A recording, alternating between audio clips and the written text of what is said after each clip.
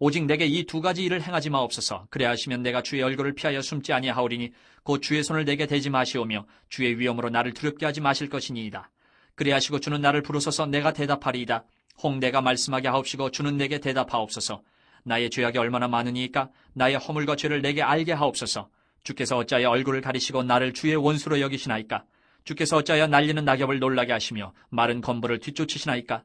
주께서 나를 대적하사 괴로운 일들을 기록하시며 내가 젊었을 때의 지은 죄를 내가 받게 하시오며 내 발을 착고에 채우시며 나의 모든 길을 살피사 내 발자취를 점검하시나이다. 나는 썩은 물건의 낡아짐 같으며 좀먹은 의복 같으니이다. 14장. 여인에게서 태어난 사람은 생애가 짧고 걱정이 가득하며 그는 꽃과 같이 자라나서 시들며 그림자같이 지나가며 머물지 아니하거늘 이와 같은 자를 주께서 눈여겨보시나이까? 나를 주 앞으로 이끌어서 재판하시나이까? 누가 깨끗한 것을 더러운 것 가운데에서 낼 수 있으리까? 하나도 없나이다. 그의 날을 정하셨고 그의 달수도 주께 있으므로 그의 규례를 정하여 넘어가지 못하게 하셨사온즉 그에게서 눈을 돌이켜 그가 품꾼같이 그의 날을 마칠 때까지 그를 홀로 있게 하옵소서. 나무는 희망이 있나니 찍힐지라도 다시 um이 나서 연한 가지가 끊이지 아니하며 그 뿌리가 땅에서 늙고 줄기가 흙에서 죽을지라도 물 기운에 um이 돋고 가지가 뻗어서 새로 심은 것과 같거니와 장정이라도 죽으면 소멸되나니 인생이 숨을 거두면 그가 어디 있느냐. 물이 바다에서 줄어들고 강물이 잦아서 마름같이 사람이 누우면 다시 일어나지 못하고 하늘이 없어지기까지 눈을 뜨지 못하며 잠을 깨지 못하느니라. 주는 나를 수월에 감추시며 주의 진노를 돌이키실 때까지 나를 숨기시고 나를 위하여 규례를 정하시고 나를 기억하옵소서. 장정이라도 죽으면 어찌 다시 살리까? 나는 나의 모든 고난의 날 동안을 참으면서 풀려나기를 기다리겠나이다. 주께서는 나를 부르시겠고 나는 대답하겠나이다. 주께서는 주의 손으로 지으신 것을 기다리시겠나이다. 그러하온데 이제 주께서 나의 걸음을 세시오니 나의 죄를 감찰하지 아니하시나이까? 주는 내 허물을 주머니에 봉하시고 내 죄악을 싸매시나이다. 무너지는 산은 반드시 흩어지고 바위는 그 자리에서 옮겨가고 물은 돌을 닳게 하고 넘치는 물은 땅의 티끌을 씻어버리나이다. 이와 같이 주께서는 사람의 희망을 끊으시나이다. 주께서 사람을 영원히 이기셔서 떠나게 하시며 그의 얼굴빛을 변하게 하시고 쫓아보내시오니 그의 아들들이 존귀하게 되어도 그가 알지 못하며 그들이 비천하게 되어도 그가 깨닫지 못하나이다. 다만 그의 살이 아프고 그의 영혼이 애국할 뿐이니이다.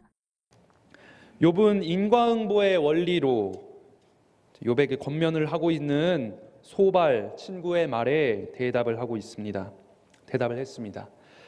유한한 인간은 결코 무한하신 하나님을 다 닮을 수 없는데 어떻게 사람이 하나님에 대해서 이렇다 저렇다 그분의 뜻이 이러하다 저러하다 할 수 있겠느냐. 친구들과 논쟁을 하는 것보다 전능자 하나님과 이야기하고 싶어하는 욥의 모습이 전에 나와 있었죠. 창조주 하나님을 대면하고 하나님과 변론하고 싶어 했습니다. 백날 친구들이랑 논쟁을 하고 말씨름을 해봐야 사실 욥이 지금 처한 상황에서 해답을 얻을 수 있는 것은 아니었습니다. 오히려 서로에게 좋지 않은 영향을 주는 것 같지요. 그래서 욥이 오늘 본문부터는 기도하기 시작합니다. 하나님 앞에 나아가기로 결심합니다.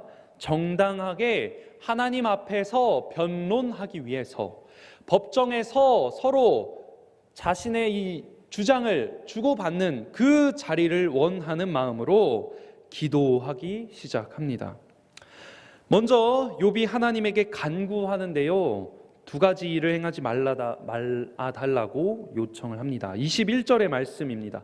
21절의 말씀 우리 함께 같이 읽어볼까요? 시작. 곧 주의 손을 내게 대지 마시오며 주의 위엄으로 나를 두렵게 하지 마실 것이니이다. 하나님의 징계를 의미하는 손, 여기서는 징계를 의미합니다. 이 손을 나에게 대지 말아달라고 간구합니다.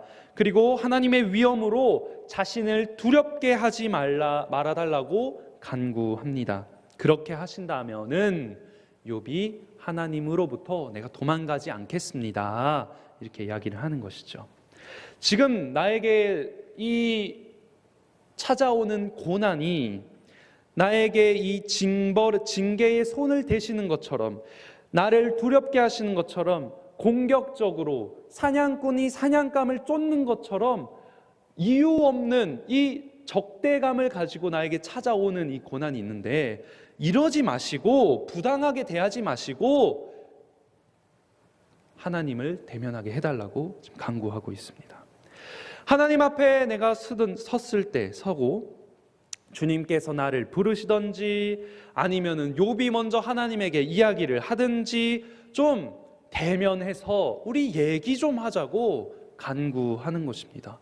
23절, 하나님께서 만약에 내 죄 때문에 고난을 주신 거라면 그 허물과 죄를 알게 해달라고 간구를 합니다.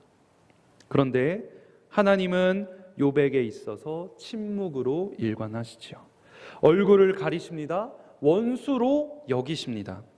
인과응보의 원리로 설명할 수 없는 하나님의 뜻 앞에서 지금 욥이 하고 있는 이 간구조차, 이 기도조차 공허한 외침이 되어버렸습니다.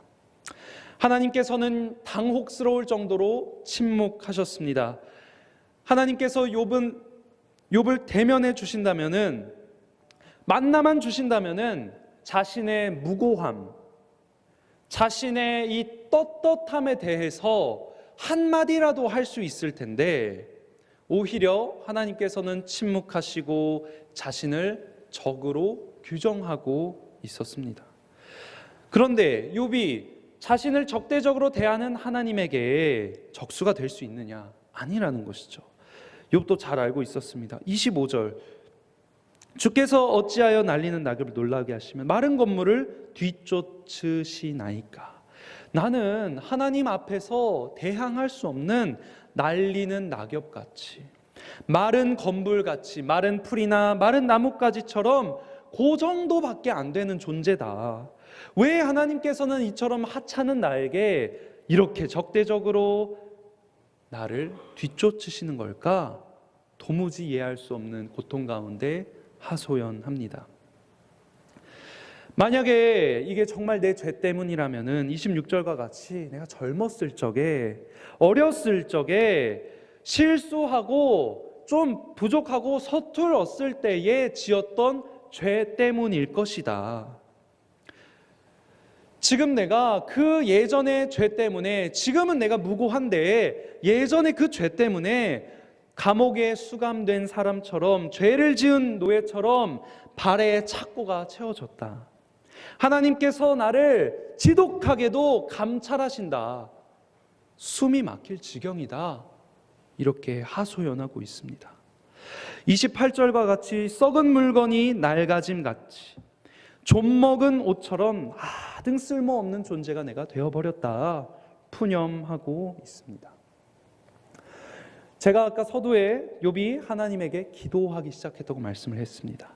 간구하며 이 본문이 시작이 되었습니다.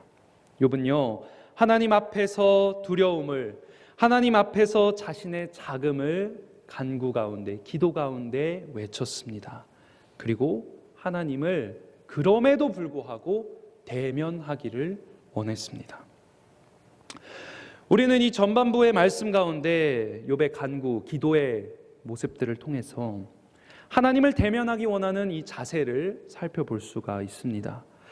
욥은 하나님을 만나고 싶어 했습니다. 고난을 당하고 지금까지 알고 있었던 이 하나님에 대한 이해가 지금 완전 무너져 버린 상태입니다.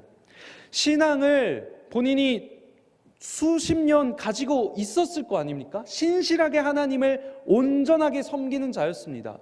그럼 욥에게 있어서, 욥에게 하나님이란 하면은 구구절절 아주 잘 말할 수 있었을 것입니다.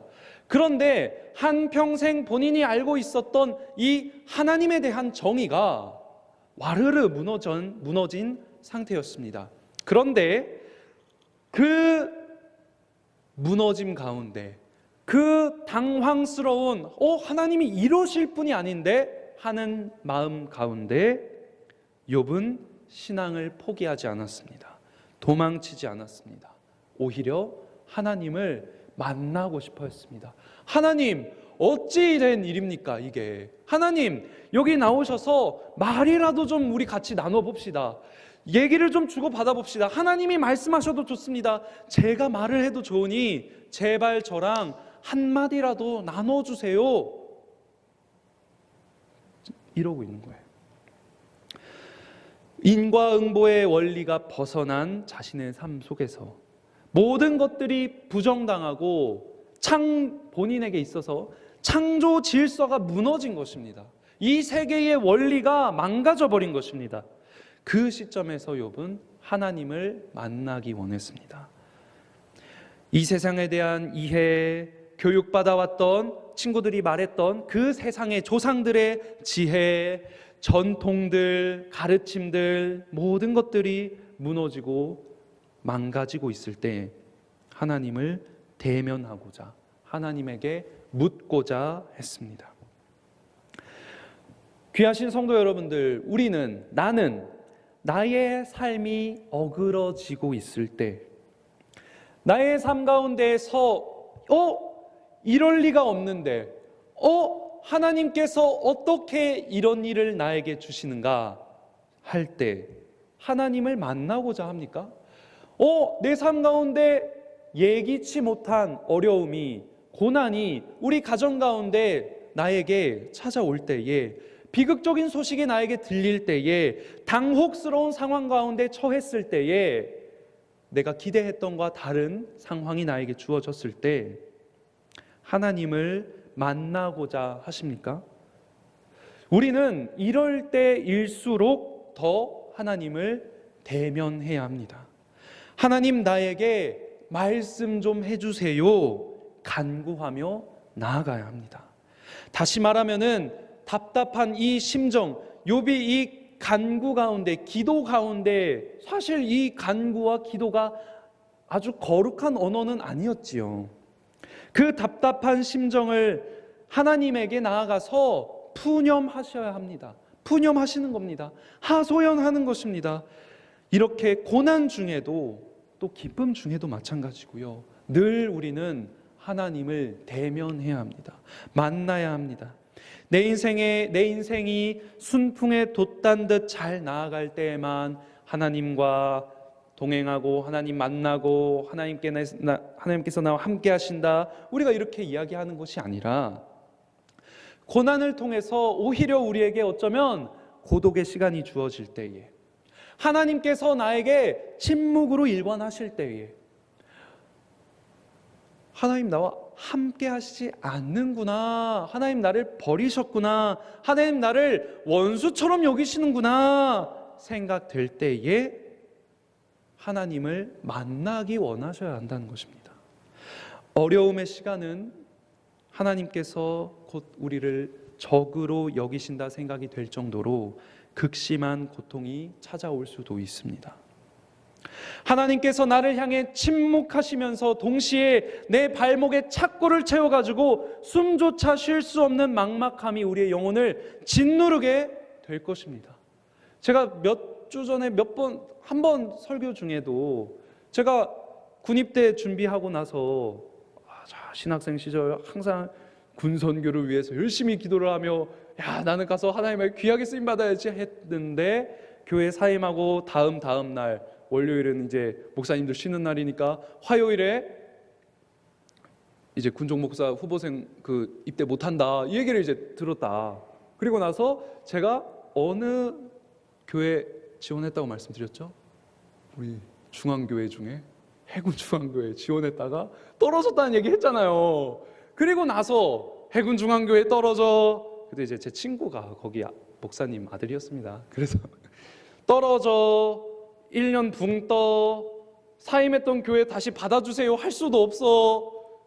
큰일 난 겁니다. 이제 그래가지고 그때 이제 기숙사 때 군종 목사님들, 후보생 목사님들이랑 같이 방을 썼거든요. 근데 이제 휴학을 다 해가지고 이제 저보다 1년 늦게 임관하는 친구들이었어요. 지금은 이제 동기가 됐지만.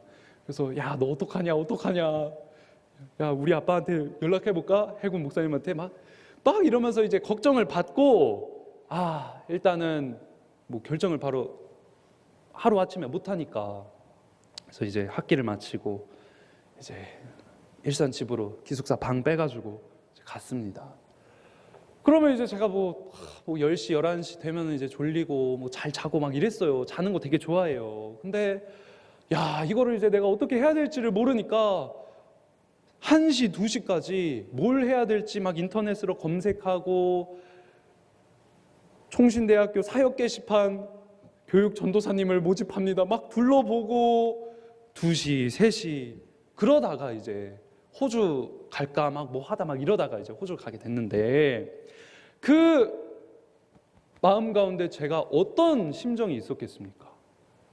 야, 내가 정말 군선교회에서 기도하고 준비했는데 내가 딱딱딱 이렇게 해서 임관에서 군선교 하려고 남들 다 대학원 진학할 때 1년 휴학해가지고 1년 좀 여행도 하고 놀고 하고 이러면서 여유도 부리면서 했는데 나는 휴학 없이 공부하고 바로 그냥 군대 가려고 그랬는데 어떻게 하나님께서 나에게 이런 일을 주시는가? 그때 사실은 몇 주간 되게 신앙이 바닥을 쳤죠.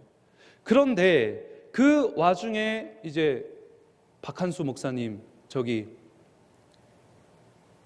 제자광성교회 그 금요 철야 가가지고 기도하기를 계속 몇 주를 했습니다. 그러면서 이제 하나님과 대면하는 어떻게 보면은 그러한 일들까지도 하나님의 비밀적 섭리 가운데 나에게 허락하신 거구나 또 알게 되고 그리고 나서 이제 차근차근 그 붕 뜨는 1년을 제가 채우고 또 주님 안에서 그 시간을 내가 보내고 하나님께서 허락하신 시간이구나. 하나님께서 허락하시니 내가 이 군 임관이 미뤄졌구나. 또 이런 마음들이 이제 들더라고요. 귀하신 성도 여러분들, 저도 뭐 제가 신앙 연수가 얼마나 되겠습니까? 욥과 같이 이 고난의 문제를 인생의 이 짓눌리는 어려움의 문제를 내가 다 기도하면서 하나님의 말씀을 받아도 차마 내가 이해하지 못하는 이 신앙의 문제를 해석할 수 없는 내 개인 가운데 가정 가운데 주어진 이 문제를요 가지고서요 하나님 안에서 해결하시고 하나님 안에서 해답을 받고자 하나님을 대면하시는 분들 되시기를 주님의 이름으로 소망합니다. 욥은 이어지는 기도를 통해서 14장부터 이런 하나님 앞에서 사람의 한계를 발견하게 됩니다. 인생은요 짧지요. 근데 그 짧은 인생에 무엇이 한가득입니까? 걱정이 한가득이라고 합니다. 인생은 꽃처럼 자라고 시들어버리지요. 그림자처럼 어둠이 드리워버리면은 그 그림자라는 존재 자체가 사라져버리는 허무한 게 인생이라는 것입니다. 그런데 왜 하나님께서는 이런 하찮은 인생을 사람을 눈여겨보시는가? 왜 이렇게 가벼운 인생을 마른 나뭇가지와 같은 인생을 부담스러울 정도로 살피시는가? 하나님의 보좌 앞에 세우시고 신문하시고 재판하시고 징계를 주시려고 하시는가? 모든 인간이 죄악 가운데 있는데 죄 중에 잉태되는 게 인간이라는 존재인데 어떻게 하나님 앞에서 깨끗하다 말할 수 있으며 왜 그런 존재를 하나님 존전 앞에 세우시는가? 한계를 돌아봅니다. 그러한 절망 가운데 다시금 7절부터 보면요 소망을 또 바라보기 시작해요. 바닥을 치다가요 또 그 가운데에서 소망을 바라보기 시작합니다. 상상력을 총동원해가지고 이 소망을 노래하는데요 나무를 생각을 해요. 7절 한번 보세요. 나무는 희망이 있구나. 나무는 계속해서 생명이 움트는구나. 생명이 자라나는구나. 이러한 희망을 생각하면서 야, 이 나무의 희망과도 같이 인생에 대입을 해보려는데 10절 인간은 그렇지가 않더라. 소멸하더라. 죽으면 소멸하더라. 숨을 거두면은 사라져 버리더라. 다시 나타나지 않더라. 그러한 생각으로 다시 빠져서 좌절합니다. 13절 차라리 내가 죽음 이후에 가는 그 스올에서 시간을 보내고 싶다. 그 스올에서 죽음 가운데에서 시간이 지나고 하나님의 분노가 사라지면은 그때 내가 비로소 다시 살아나면 좋겠다. 주님께서 그때 나를 부르시면 대답하고 싶다. 이런 얘기를 합니다. 다시 계속 깊은 절망 가운데 빠집니다. 롤러코스터를 타듯이요 소망 가운데 절망 가운데 계속 이게 반복되고 있는 거예요. 19절 주님께서는 사람의 희망까지도 끊으신다. 믿음조차도 모든 소망조차도 다 끊어버리시는 우리 하나님에 대해서 욥이 한탄하며 슬퍼하고 있습니다. 욥은 죽음까지도 생각하며 죽음 이후에라도 자신의 이 무고함을 하나님 앞에서 변론하고 싶어 했습니다. 그러나 하나님께서는 차라리 죽었으면 차라리 죽는 게 낫겠다라는 생각조차 끊어버리셨습니다. 절망의 수렁으로 빠지게 됩니다. 욥은 그러한 가운데 슬픔만 가득한 상태, 고통만 가득한 상태에서 거하게 됩니다. 이처럼 욥은 간구하는 기도 가운데 희망을 노래하기도 했습니다. 그러나 또 존재의 한계를 생각하고 인간의 한계를 생각하고 다시 좌절에 빠지기도 합니다. 죽음을 바라기도 합니다. 슬픔에 빠지기도 하지요. 우리의 신앙도 이와 같습니다. 고난 중에 소망을 노래하기도 하지요. 그러나 인생의 짧음을 생각하며 덧없음을 생각하기도 하지요. 기쁨과 감사가 충만할 때가 찾아오기도 합니다. 때로는 염세적이 됩니다. 마음 가운데 냉랭해지기도 합니다. 앞날을 생각할 때 주님께서 인도하실 밝고 희망찬 미래를 소망하기도 합니다. 그러나 동시에 우리의 인생의 덧없음을 생각하기도 합니다. 죽음 앞에서 아무 가치가 없다는 것을 깨닫기도 합니다. 우리는 이러한 신앙의 여정을 모두 걸어가는 존재입니다. 하나님께서는 욥에게와 같이 우리에게도 고난을 통해 때로는 희망을 통해 좌절을 통해 하나님에 대한 새로운 인식에 도달할 수 있게 해주십니다. 무슨 말입니까? 인과응보의 원리로만 본인이 지금까지 알고 있었던 그 하나님이라는 틀만 가지고 있었던 욥이 지금 이게 다가 아니었구나, 이 질서가 무너지는 상황 가운데 고난 가운데 또 희망을 품기도 하며 다시 좌절하기도 하면서 하나님에 대해서 새로운 인식, 하나님에 대해서 더 알아간다는 거죠. 자신의 고난을 통해서, 이 기도의 간구의 시간을 통해서 하나님에 대해서 알아가고 있는 중입니다.